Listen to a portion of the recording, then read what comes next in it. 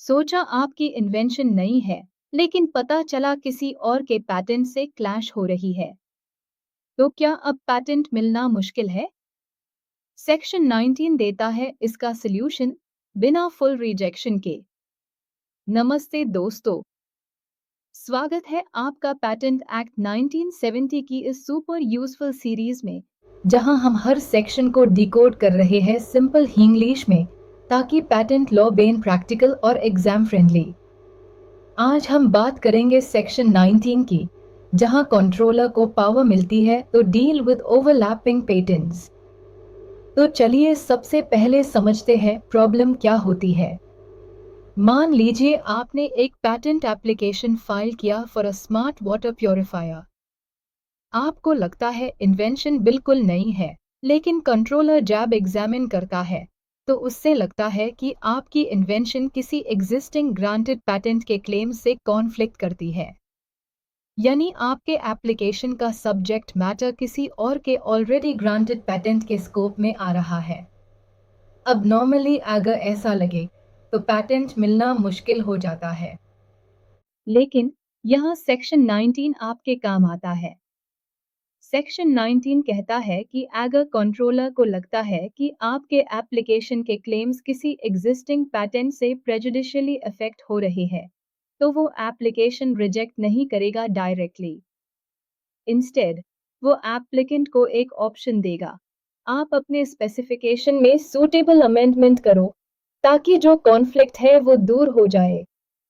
यानी आपको अपॉर्चुनिटी मिलती है अपने एप्लीकेशन को रिवाइज करने की, जैसे कि कॉन्फ्लिक्टिंग क्लेम्स को रिमूव करना, स्कोप को नैरो करना, लैंग्वेज को क्लैरिफाई करना, ताकि आपका इन्वेंशन आज एग्जिस्टिंग पैटेंट के स्कोप से बाहर हो जाए। और जब आप ये अमेंडमेंट कर देते हो तो कंट्रोलर एफआईआर से कंसिडर करता है, और अगर सब कुछ ठीक लगता है तो पैटेंट ग्रांट हो सकता है। लेकिन अगर आप अमेंडमेंट नहीं करते या कंट्रोलर को लगता है कि कॉन्फ्लिक्ट स्टिल एग्जिस्ट करता है, तो एप्लीकेशन रिजेक्ट भी हो सकता है।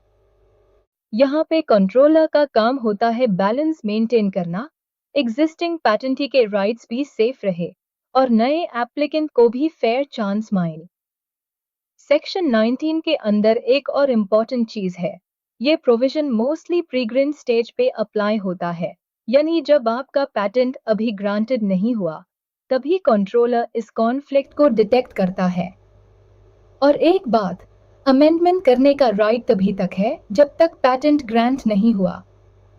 वंस ग्रांट हो गया तो अमेंडमेंट का प्रोसेस थोड़ा और रिस्ट्रिक्टेड हो जाता है। तो अगर आप एक इन्वेंटर हो या पैटेंट ड्राफ्टर, तो हमेशा ये इंश्योर करो कि आपका क्लेम ड्राफ्टिंग इतना प्रिसाइज हो कि वो किसी एग्जिस्टिंग पैटेंट के स्कोप से टकराए नहीं। सेक्शन 19 बेसिकली एक प्रिवेंटिव टूल है जो पैटेंट सिस्टम को फेयर और नॉन कॉन्फ्लिक्टिंग बनाता है।